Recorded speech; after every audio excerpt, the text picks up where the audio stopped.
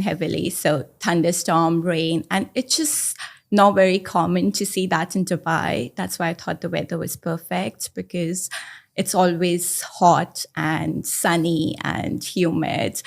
And as soon as like the season starts to change, I think they do something called cloud seeding, where then they make it rain, apparently.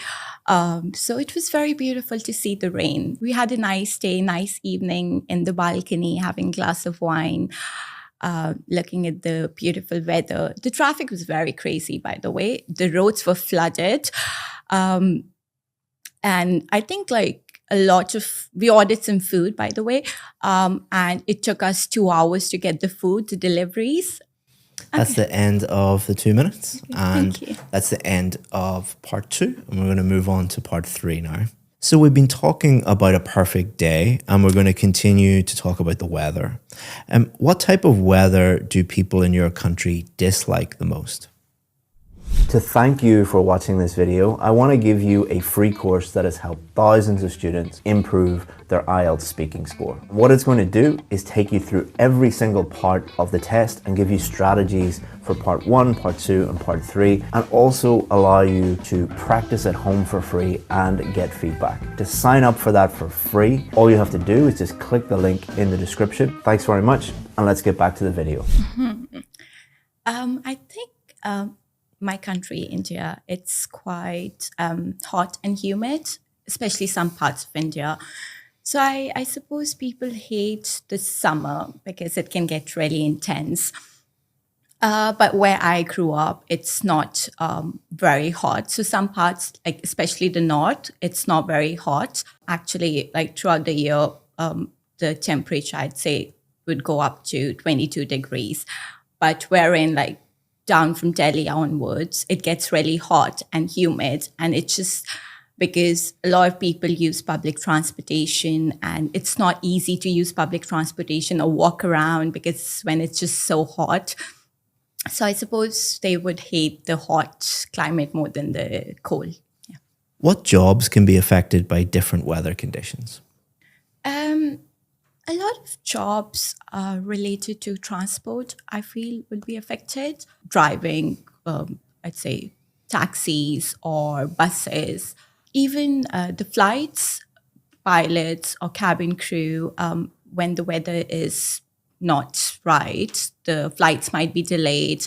And then if it's raining, the taxis would not be able to drive because of the water or the floods. So I think a lot of transport related jobs, and even food for that matter, like the deliveries, all the delivery companies, they would have an impact of in a way. Now let's talk about weather forecasts. Okay. What's the best way to get accurate information about the weather?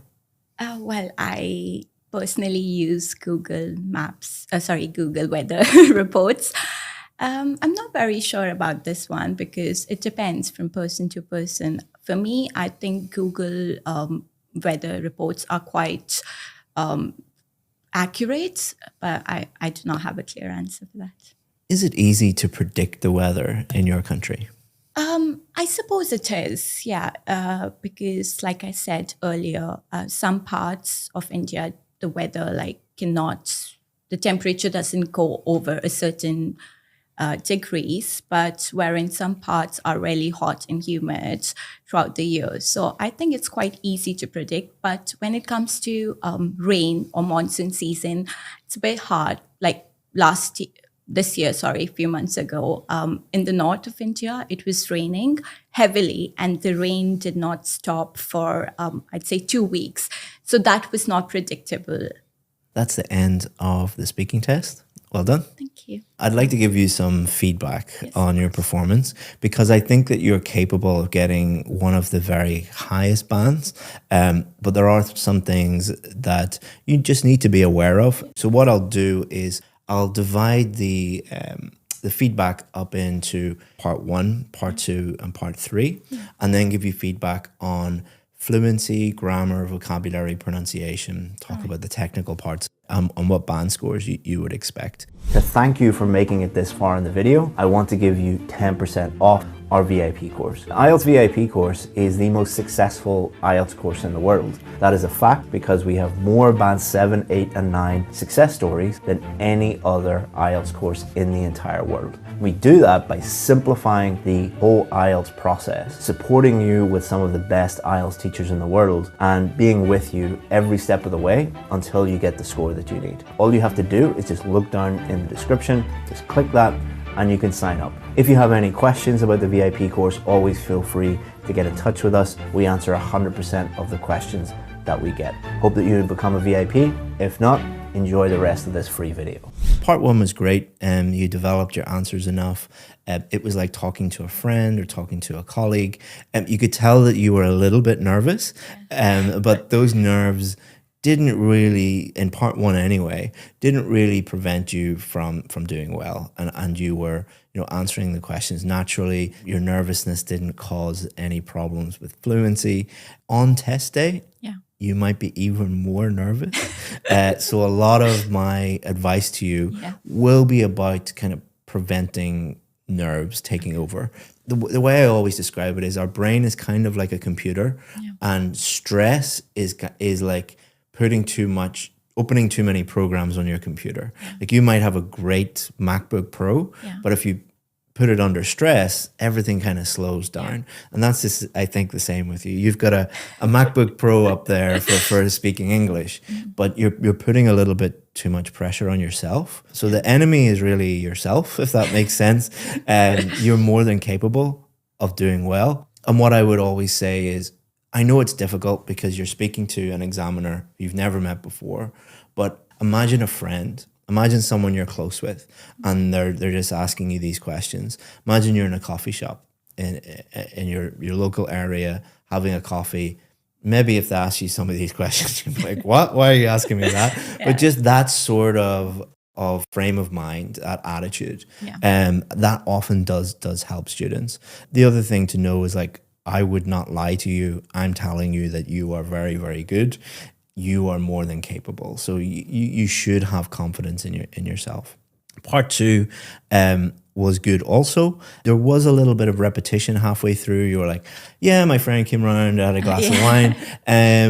That would be a problem if you constantly did that. Okay. So if you said something like, there was lightning, my friend came around, we had a glass of wine, we put it on Instagram.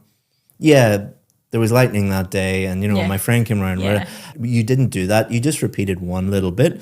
The reason you did that, I think, I might be wrong, is you were trying to think of more things and you wanted to keep talking while, was that correct? Yeah, that's correct. Okay. So the examiner will recognize that and probably won't mark you down for that. Okay. They would only mark you down if you did that a lot, because there's 4 bullet points. What a lot of students do is they will talk about the bullet points, the 4 or maybe some other things for a minute, and then they'll just go back and they'll rehash them. They'll just repeat them. You didn't do that, but again, on test day, if you get nervous, it's kind of like a defensive thing to do, is like, look at the bullet points again. Oh, I'm just going to talk about those things. So a good tip is to add maybe 3 or 4 more bullet points. Okay. Common things like how you felt, past, present, future, examples, stories, things related to that topic. And then when you start to think, oh, I'm running out of things to say, just look down, talk about that, and then talk about that. So just give yourself enough ammunition to use. Part 3, you did very well. In part 3, the examiner will ask you more difficult questions. The worst thing you can do is when you get a difficult question is just, a lot of people just laugh and go, I don't know. You didn't do that. Even though you did get one question that you didn't know a huge amount about, you did very well because you attempted an answer. If you attempt an answer, what you're saying to the examiner is, I don't know about this topic specifically, but there's nothing wrong with my English. Remember, it's an English test. It's not a knowledge test. It's not an IQ test. Now, Band 9 is the top mark. I think you could be capable of getting a Band 9, but let's see whether you would actually get a Band 9. The first thing is pronunciation. The examiner will be thinking about 2 things. Clarity, can they understand all the words that you're saying? and then higher level pronunciation features. So we'll talk about clarity first. You're from India, and there's nothing wrong with having an Indian accent, a Vietnamese accent, an Irish accent. Yeah. There's nothing wrong with any of those things. But a lot of the Indian students that we work with are worried about their accent being too strong. Okay. I don't think that there's a problem with having a strong accent in any accent, but I think what they're saying is that their accent causes problems for the listener with certain words. Yeah. That is not an issue for you at all. There's not a single word that I couldn't understand. You still have your Indian accent, and that's a great thing. You should be very proud of it. Yeah. There aren't extra marks for sounding British or sounding American. I'm sure that you know lots of Indian celebrities that have an Indian accent but speak English very, very clearly. Priyanka Chopra, for example, like she speaks with an Indian accent, but you can understand every word. That's the same with you. So you're doing very, very well there. One thing about being nervous and being stressed is that people can sometimes speak kind of inside their mouth and speak at the back of their throat because it's just a subconscious thing where we don't want to be criticized. We're afraid of saying something wrong, so we kind of speak inside our own mouth. I used to do it when I was a child. My little 9-year-old boy does it all the time. It's about confidence, you know. You didn't do that, but I could see that if you were really under pressure and you were very like, let's say you had a visa deadline and you must get this and, you know, everyone's expecting you, you could go into the test and speak inside your mouth. That could affect clarity and could drop your score a little bit. It didn't happen this time. My best advice would be, imagine you're speaking to the examiner and they are sitting against that wall and pointing 10 feet away. All right. So we're about 6 feet away, double that. Okay. All right. Don't be afraid of, like, I'm speaking quite loud to you at the minute. Don't be afraid of, because you seem the type of person that maybe thinks speaking loudly at someone is rude, and some, I don't know, some different cultures out there. Is that the case in India or? Yeah, it is, I think. I'm Irish, so we don't care how loudly we, you know, if you go to an Irish pub, you'll hear how the volume that most people speak. Up the volume a little bit. Again, pretend that they're 10 feet away instead of 6 feet away. You also use higher level pronunciation features quite well. Intonation. So the intonation is when our voice goes up and our voice goes down. If I come home late and my wife says, fine. That doesn't mean fine. You know? So we use intonation to convey meaning. So fine, the same word, two completely different meanings. One, I'm in trouble, one, everything is actually fine. When people are nervous, they tend to have quite flat intonation. You didn't do that, but on test day, just be aware of that. A good tip is to, before the test, record yourself speaking and listen to your intonation. If I listen to you speak to your friends, your intonation would be more extreme, I think, because hey, how's it going? You know, more when people are in a test and they're nervous and they're formal, they tend to speak more like this and very, very formal. It is not a formal test, and you might get an examiner who is very friendly. Sometimes you don't. Sometimes they had everybody has a bad day, and their intonation might be quite flat and formal and robotic. And people often mirror other people, especially when there's a power dynamic, like someone seems more powerful because they're an examiner. Some students go in and they have great intonation outside the test, and then they go into the test and their intonation, their speech patterns are a little bit rigid and formal and robotic. That wasn't the case, I don't think, with you. A little bit maybe, but not a big deal. Next is coherence and fluency. Coherence is, did you answer the question? It's like, if I asked you to talk about when the weather was perfect, did you actually mention a day when the weather was perfect? And you did all the questions, you actually answered them. and you develop them enough. Even some of the questions in part 3 that you had difficulty with, you developed them enough, and that was absolutely fine. I have no problems with that at all. Your fluency, the only time when you had an issue with fluency was in the middle of part 2, when you were reformulating things and you were repeating things to try and think of other things. That is fine, because you only did it once in part 2. It's not like they focus in, oh, you paused one time or you repeated something one time. They will listen to the whole thing and base the score on the whole thing.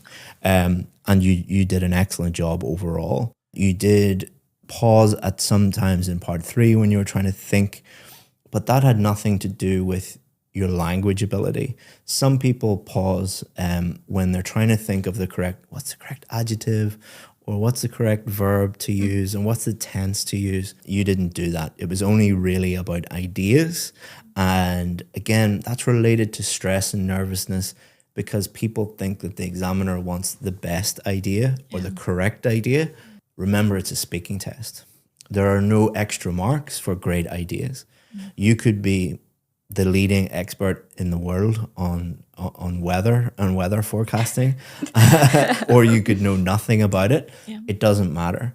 All that matters is your pronunciation, your fluency, your grammar, and your vocabulary. So just do what you did. And if you get an unusual topic or a topic you're not comfortable with, do what you did, which is attempt it, but explain, like, I don't really know much about this.